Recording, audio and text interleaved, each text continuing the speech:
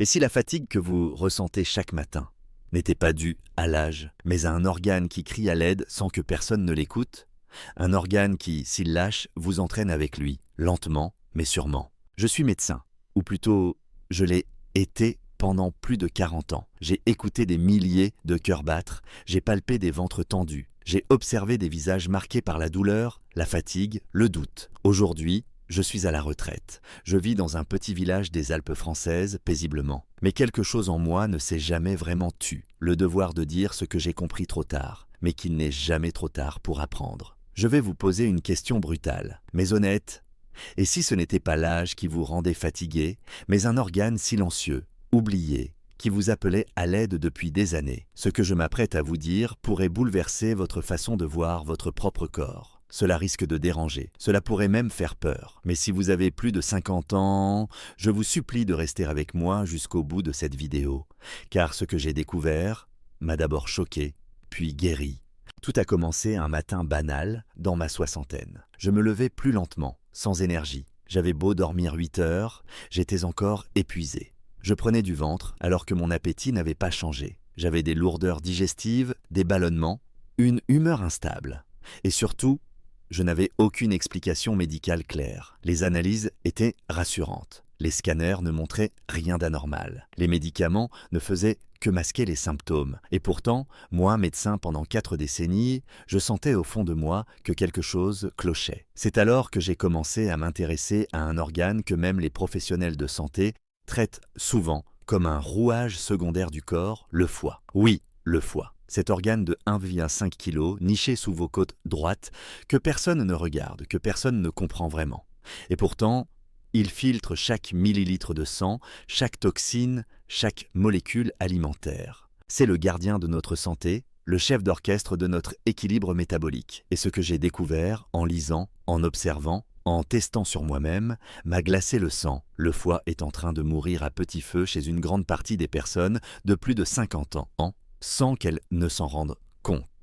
Pas à cause de l'alcool, mais à cause de l'alimentation moderne. Une lente intoxication quotidienne, faite de pain blanc, de pâtes, de riz, de plats industriels, de sucreries déguisées, d'encas emballés. Une nourriture qui, derrière ses promesses de plaisir rapide, déverse une avalanche de glucose dans notre sang et finit par étouffer notre foie. Je suis médecin. Et j'ai failli mourir de quelque chose que je n'ai jamais appris à diagnostiquer correctement pendant ma carrière. Un foie gras non alcoolique. Ce jour-là, j'ai ressenti de la honte, mais aussi une détermination nouvelle. Je me suis promis de ne pas garder cela pour moi. Car si j'ai pu inverser la tendance, alors vous aussi vous le pouvez. Oui, votre foie peut guérir. Oui, il peut se régénérer. Mais il faut d'abord reconnaître qu'il souffre. Je sais que ce que je dis ici est violent, que cela peut heurter. Mais il est temps de sortir du silence. Car ce que nous appelons la fatigue de l'âge, le ventre de la ménopause ou le ralentissement naturel n'a rien de naturel. C'est un signal d'alerte. Et plus vous l'ignorez, plus le prix à payer sera lourd. Dans les minutes qui viennent, je vais vous expliquer comment j'ai soigné mon foie. Sans aucun médicament, sans régime miracle, juste avec ce que la nature a mis à notre disposition depuis toujours. Mais pour cela, j'ai besoin de vous. Abonnez-vous à cette chaîne. Cela ne vous coûte rien. Mais pour moi, c'est un signal fort. Cela me dit que ce que je partage ici est utile. Cela m'encourage à continuer, à transmettre, à publier d'autres vidéos fondées sur l'expérience réelle, sur l'humanité, et non sur des slogans marketing. Si vous êtes encore là, c'est que quelque chose en vous a été touché. Peut-être un doute, peut-être une douleur que vous portez depuis trop longtemps. Alors avant d'aller plus loin, j'aimerais vous poser une question simple, mais fondamentale. À votre avis, qu'est-ce qui détruit le foie en silence, année après année? A. Le gras animal, beurre, fromage, œufs, viande. B. Le sucre et les glucides raffinés, pain blanc, riz, pâtes, gâteaux. Répondez en commentaire A ou B. Et dites-moi pourquoi. Je lirai chaque réponse, car derrière chaque lettre tapée, je sais qu'il y a une histoire. Peut-être la vôtre. J'ai été formé à soigner, à prescrire, à analyser. Mais il m'a fallu attendre la retraite. Oui, cette période où l'on est censé se reposer. Pour enfin comprendre que l'un des ennemis les plus redoutables de notre santé ne se cache pas dans les virus ou les gènes, mais dans nos assiettes quotidiennes. Ce que je m'apprête à partager avec vous, je ne l'ai pas appris à la faculté. Et pourtant, j'aurais dû. Parce que c'est une évidence qui saute aux yeux dès qu'on prend le temps d'observer. Nous mangeons comme jamais dans l'histoire de l'humanité. Et paradoxalement, nous tombons malades comme jamais auparavant. Depuis une cinquantaine d'années, notre mode d'alimentation a basculé dans une dérive silencieuse mais profonde.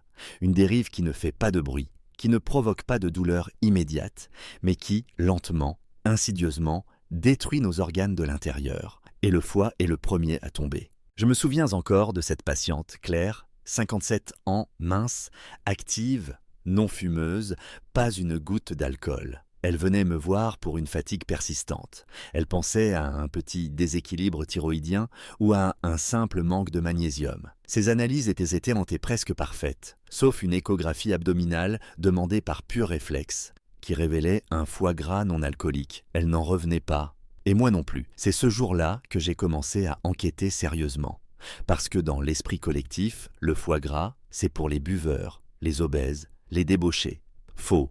Le foie gras aujourd'hui touche aussi les gens minces, les femmes actives, les personnes qui mangent normalement. Mais dans une époque où le normal est devenu toxique. Ce qui a changé, tout, ou plutôt, le sucre a tout changé. Nos supermarchés sont devenus des temples du sucre déguisé. Ce ne sont pas les bonbons qui m'inquiètent le plus, eux au moins annoncent la couleur. Ce sont les aliments neutres, familiers, inoffensifs. Le pain, les céréales, les plats préparés, les jus de fruits industriels, les sauces toutes faites, les yaourts aromatisés. Chaque bouchée contient sa dose de glucose. Et le corps, qui n'a pas été conçu pour cela, se noie. Le mécanisme est implacable. Vous mangez des glucides, du pain, des pâtes, du riz. Ces aliments se transforment rapidement en glucose dans votre tube digestif. Ce glucose passe dans votre sang, provoquant un pic de glycémie. Le pancréas, pour protéger l'organisme, libère de l'insuline pour faire redescendre ce taux. Et que fait l'insuline ? Elle pousse le glucose dans les cellules pour être utilisé ou stocké. Mais quand les cellules sont déjà pleines, le foie prend le relais. Il capte le glucose et le transforme en graisse.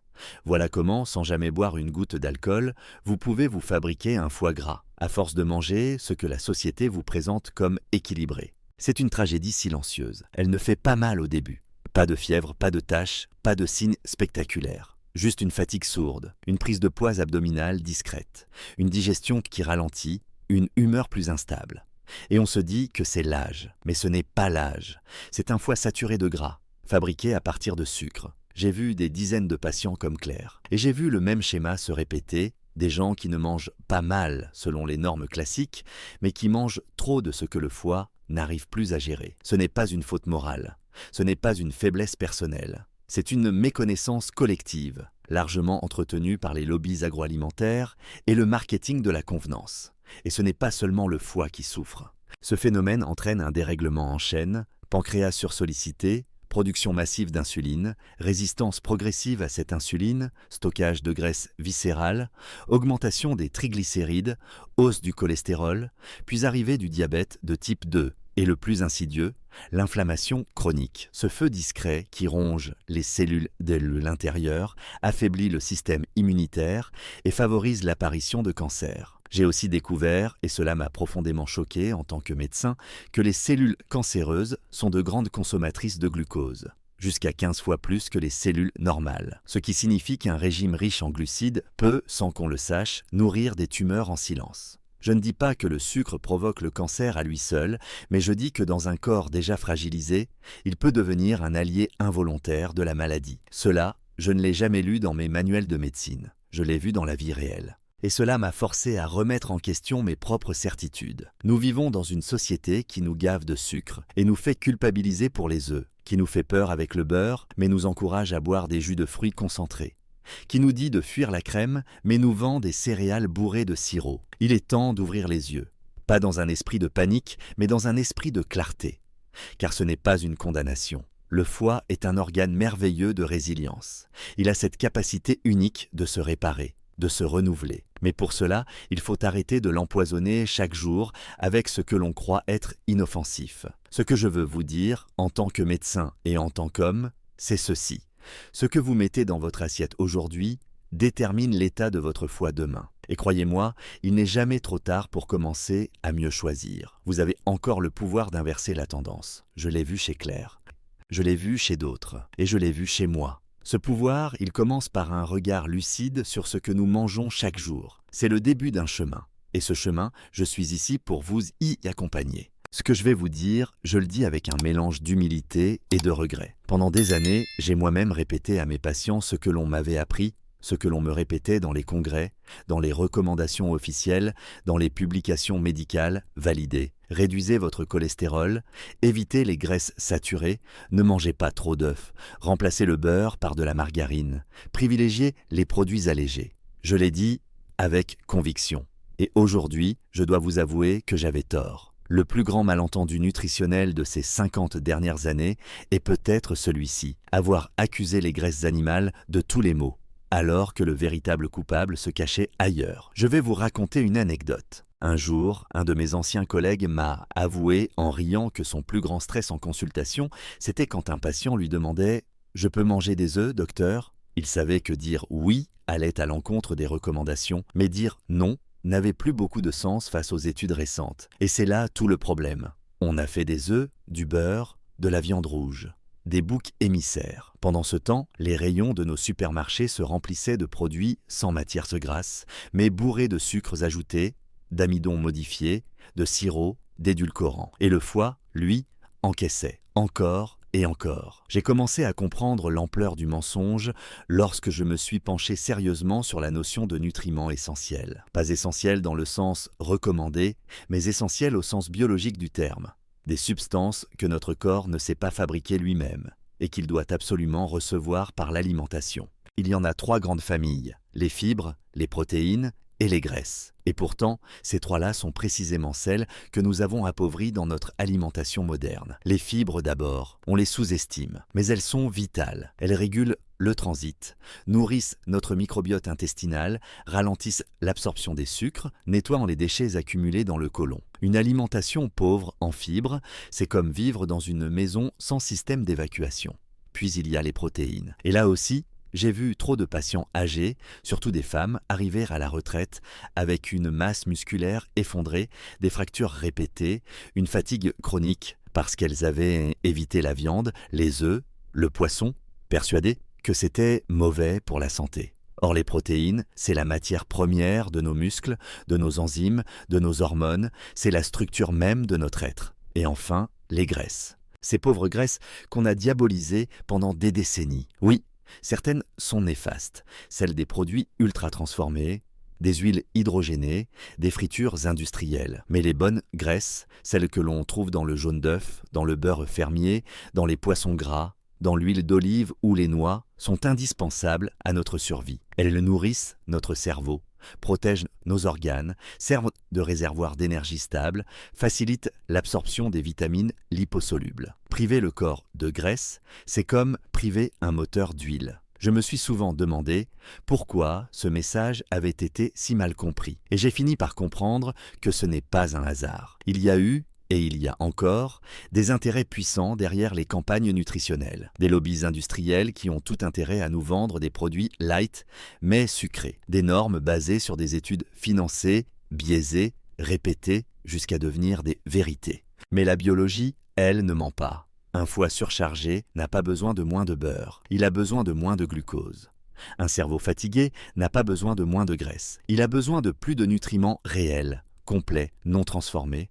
Il m'a fallu réapprendre à manger, comme j'ai dû réapprendre à écouter. Et ce que j'ai constaté, encore et encore, c'est que lorsque mes patients et moi-même avons réintroduit dans nos assiettes des aliments vrais, simples, ancestraux, les résultats ont été spectaculaires. Je me souviens d'un patient, Paul, 68 ans, ancien comptable, diabétique léger, en surpoids, fatigué. Nous avons supprimé les céréales sucrées du matin, les gâteaux sans sucre, les plats préparés à base de riz blanc. À la place, nous avons mis des œufs, des légumes, du fromage fermier, un peu de jambon artisanal, de l'huile d'olive sur une salade. 3 mois plus tard, il avait perdu du poids, retrouvé son énergie, ses bilans hépatiques étaient revenus à la normale.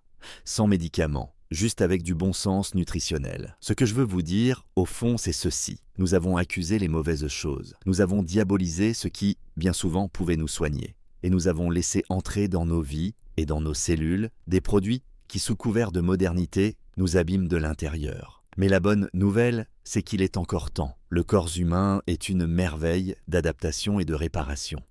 Il suffit parfois de quelques mois de retour à une alimentation nourrissante, vraie, authentique, pour que le foie se régénère, que le pancréas se repose, que l'énergie revienne. Je suis médecin. J'ai vu des gens condamnés sur le papier retrouver une qualité de vie inespérée.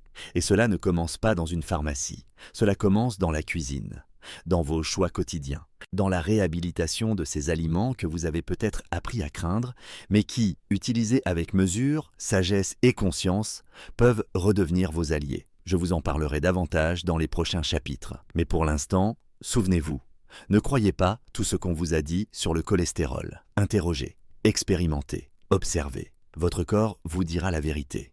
S'il y a une chose que j'ai apprise avec les années, c'est que le corps humain ne cesse jamais de vouloir guérir. Même lorsqu'on l'a maltraité, même lorsqu'on l'a ignoré, négligé, saturé de substances indésirables, il cherche encore à se réparer. Et parmi tous les organes, c'est sans doute le foie qui m'a le plus fasciné par sa capacité de résilience. Lorsque j'ai compris à quel point notre alimentation moderne surchargeait cet organe, j'ai cherché longtemps des moyens simples et naturels de l'aider. Non pas à coup de traitements coûteux, ni de compléments aux noms exotiques, mais avec les outils que la nature met à notre disposition depuis toujours, mais que nous avons oubliés. Aujourd'hui, je voudrais vous parler de ces remèdes discrets, puissants, accessibles, que j'ai vu transformer des vies. J'ai vu des patients retrouver leur énergie, leur clarté mentale, une digestion fluide, un sommeil réparateur, simplement en introduisant quelques aliments oubliés dans leur quotidien. Et moi-même, je les ai adoptés avec une gratitude sincère, car ils ont changé le cours de ma santé.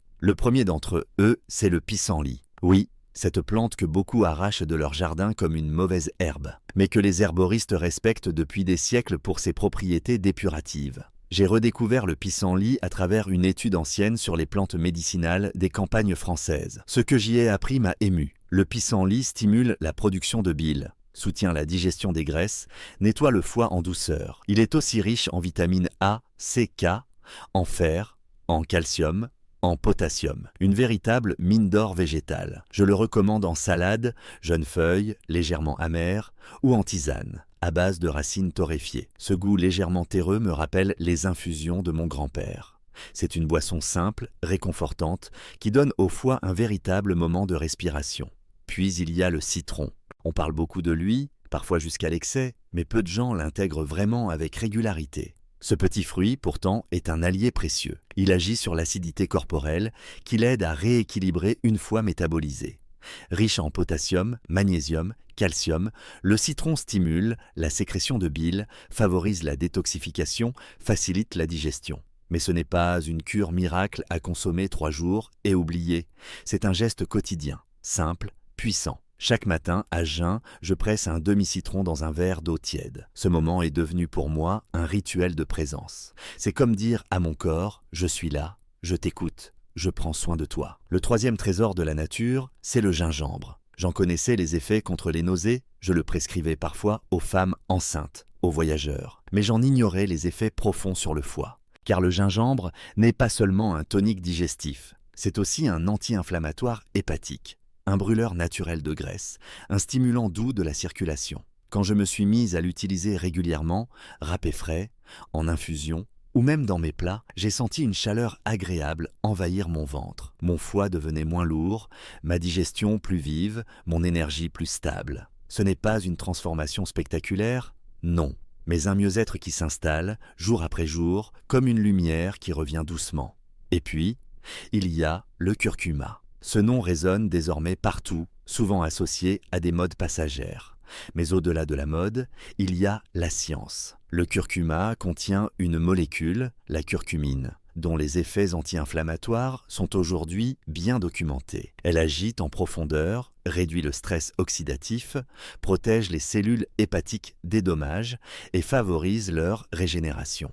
Mais attention! Pour que la curcumine soit absorbée efficacement, elle doit être accompagnée d'un peu de poivre noir et de matière grasse. Alors je vous livre ma recette, une demi-cuillère à café de curcuma en poudre, une pincée de poivre noir, le tout infusé dans de l'eau chaude avec une larme d'huile d'olive ou une noisette de beurre. C'est une boisson dorée, chaleureuse, apaisante. Je l'appelle parfois mon élixir du soir. Ce que ces 4 aliments ont en commun, ce n'est pas seulement leur effet sur le foie, c'est leur simplicité, leur accessibilité, leur lien à une sagesse ancienne que nous avons, je le crois, trop longtemps méprisée. En tant que médecin, j'ai longtemps voulu tout comprendre, tout prouver, tout rationaliser. Mais il y a des choses que l'on ressent d'abord, que l'on observe avec le cœur, avant de les expliquer avec des chiffres. Je ne dis pas que ces plantes et ces fruits remplaceront un traitement médical en cas d'urgence ou de pathologie grave. Je dis qu'ils peuvent et doivent faire partie d'une hygiène de vie consciente, respectueuse, cohérente. Ils ne guérissent donc pas à notre place.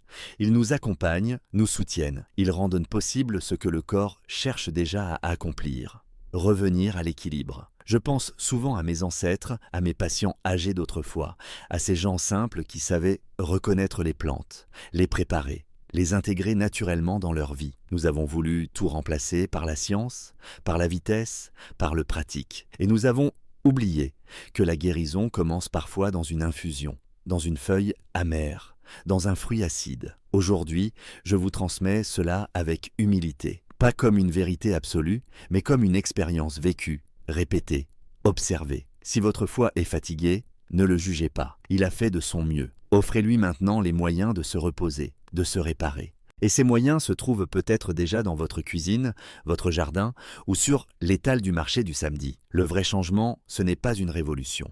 C'est un retour vers ce qui nourrit vraiment, vers ce qui soigne, en silence, sans slogan.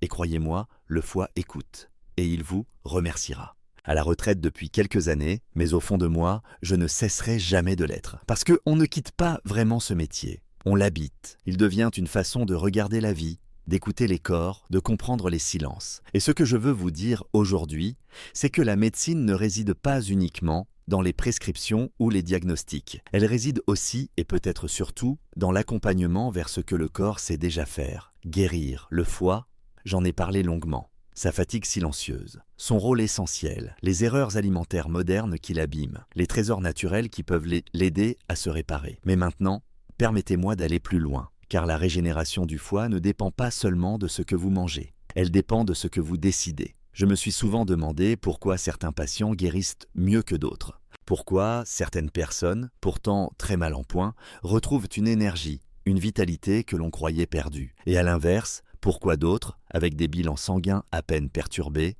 déclinent, s'éteignent doucement. Ce n'est pas qu'une question de biologie, c'est une question de posture intérieure. La vérité, c'est que nous avons oublié que notre corps nous appartient, que notre santé n'est pas une fatalité génétique, ni un hasard statistique, mais le fruit d'un dialogue constant entre nos choix, nos émotions, notre environnement. J'ai vu des patients reprendre leur santé en main à 65, 70, parfois même 80 ans. Ils n'avaient pas de recette magique, mais ils avaient fait ce geste fondateur, se dire « je ne veux plus subir, je veux participer ». Et cette décision-là change tout. Vous pouvez boire une tisane de curcuma chaque soir, ajouter du citron à votre eau, manger plus de légumes, limiter les sucres raffinés. Oui, c'est essentiel. Mais cela ne prendra sa pleine puissance que si cela s'accompagne d'une vraie intention de vivre autrement, une conscience nouvelle, une douceur envers vous-même. Je crois profondément que le foie est un organe miroir. Il reflète notre capacité à digérer le monde, à éliminer ce qui ne nous nourrit plus, à transformer le vécu, les excès, les émotions stagnantes en quelque chose de plus léger, de plus fluide. Et parfois, le foie souffre non seulement de ce que nous mangeons, mais de ce que nous retenons. J'ai eu un patient, Étienne, 73 ans, ancien cadre supérieur, rigide, méthodique, très soucieux de bien faire. Son foie était en mauvais état. Il suivait mes conseils alimentaires à la lettre, mais son état stagnait. Jusqu'au jour où, au détour d'une conversation, il m'a parlé de sa colère ancienne envers son frère. Une histoire de famille non digérée. Il a fondu en larmes. Et quelques mois plus tard, alors qu'il avait enfin parlé à ce frère, son foie allait mieux. Ses analyses le confirmaient, mais au-delà des chiffres, c'était son visage qui avait changé. Je ne dis pas que toutes les maladies viennent du psychisme. Je dis que le corps ne ment pas, et que le foie, plus que tout autre organe, est sensible à nos charges émotionnelles. Si vous voulez l'aider, oui, nourrissez-le bien, mais aussi libérez-le de ce qu'il n'a pas apporté. J'aimerais que vous compreniez que vous n'êtes pas vieux pour guérir, vous êtes vivant. Et tant que vous êtes vivant, quelque chose en vous veut renaître, même si cela commence petit. Une simple marche quotidienne, une respiration consciente, une main sur le ventre pour lui dire merci, une infusion, le soir, pour prendre soin de soi comme on le ferait d'un ami. La médecine moderne a fait des miracles, c'est vrai, mais elle a aussi oublié de parler de responsabilité douce. Pas la culpabilité, non. La responsabilité comme une façon de redevenir acteur, de ne plus attendre que le salut vienne de l'extérieur. Le foie peut guérir, il le veut, mais il a besoin de vous, de votre régularité, de votre patience, de votre présence. Je vous parle avec l'émotion d'un homme qui a vu trop de patients se résigner trop tôt, qui a vu trop de regards s'éteindre alors qu'il restait encore tant de vie à vivre. Et aussi, avec la joie d'avoir vu certains d'entre eux reprendre le fil de leur santé, un geste après l'autre, un jour après l'autre. Aujourd'hui, je vous transmets ce que j'aurais voulu dire à chaque patient qui me demandait « Docteur, est-ce que c'est trop tard pour moi ?» Non, jamais. Tant que vous respirez, vous pouvez vous remettre en chemin. Et peut-être qu'en faisant cela, vous ne guérirez pas seulement votre foi. Vous guérirez votre relation à vous-même. Prenez soin de vous. Pas comme une contrainte, mais comme un acte de respect, de tendresse, de liberté retrouvée. Voilà ce que je vous souhaite. Voilà ce que la médecine devrait être. Après plus de 40 ans de pratique médicale et aujourd'hui, dans le calme d'une retraite que j'ai choisie active et utile, je peux dire avec certitude une chose que je n'aurais jamais affirmée dans mes premières années de carrière. Le corps humain est infiniment plus intelligent que nous ne le pensons. Il nous parle, il nous avertit, il nous supplie, parfois en silence, de ralentir, de changer, de mieux le comprendre. Et pourtant, trop souvent, nous avons appris à ignorer ces signaux, à les camoufler sous des médicaments, à les attribuer simplement à l'âge, à la fatalité. Mais ce que j'ai vu, chez moi et chez mes patients, c'est qu'il n'est jamais trop tard pour inverser le cours des choses. Le foie, que beaucoup considèrent comme un organe secondaire, est en réalité le cœur invisible de notre équilibre. Lorsqu'il souffre, c'est tout notre être qui s'alourdit. La fatigue, les troubles digestifs, l'instabilité émotionnelle, la prise de poids, l'oubli de soi. Et pourtant, il ne demande pas grand-chose pour se réparer. Quelques gestes simples, répétés chaque jour avec bienveillance. Alléger nos assiettes de ce qui l'empoisonne, nourrir notre corps avec des aliments vrais, redécouvrir les plantes que la terre nous offre, respirer mieux, marcher davantage, et surtout, retrouver une présence à soi. Car au fond, soigner son foie, c'est plus qu'un acte de santé. C'est un acte de conscience. C'est décider de ne plus vivre en pilote automatique. C'est redonner du sens à ce que l'on met dans son corps, à ce que l'on choisit de garder, de digérer ou de laisser partir, physiquement, mais aussi émotionnellement. J'ai vu des hommes et des femmes de 60, 70, parfois 80 ans, retrouver une seconde vie. Pas spectaculaire, pas parfaite, mais plus vivante, plus libre, plus lucide. Et je crois profondément que cela commence par un tout petit mouvement intérieur, celui de croire à nouveau que c'est possible. La grande leçon, si je devais n'en retenir qu'une, c'est que la santé n'est pas une chance. C'est une discipline douce, une fidélité à soi-même. Et que la nature, quand on l'écoute et qu'on la respecte, met à notre disposition tout ce qu'il faut pour réparer ce que la modernité a abîmé. Alors je vous invite, humblement, à prendre un engagement envers vous-même. Pas demain, pas lundi, maintenant. Buvez votre verre de citron. Préparez votre infusion de gingembre, ajoutez du verre à votre assiette. Dites non à ce sucre qui vous vole votre énergie. Et dites oui à cette lente et belle réparation qui commence dès aujourd'hui. Et vous, croyez-vous qu'il est encore possible de régénérer votre corps, même après 50 ans en A? Oui, si on s'y engage avec constance B. Non, il est trop tard. Le corps est déjà trop usé. Partagez votre réponse en commentaire, A ou B. Dites-moi ce que vous en pensez et surtout, échangeons. Je lis chaque message car ce sont vos expériences qui enrichissent aussi ce que je transmets ici. Enfin, si ce contenu vous a été utile, je vous invite à vous abonner à cette chaîne pour ne pas manquer les prochaines vidéos et si vous le souhaitez, à faire un petit don, même symbolique, pour soutenir ce projet. Je suis un vieux médecin, mais je crois encore à la transmission, au partage, au pouvoir de l'expérience vécue. Et chaque geste de soutien, même minime, me donne la force de continuer à vous accompagner avec des conseils sincères, accessibles et profondément humains. Merci de votre confiance. Prenez soin de vous et surtout, croyez en vous.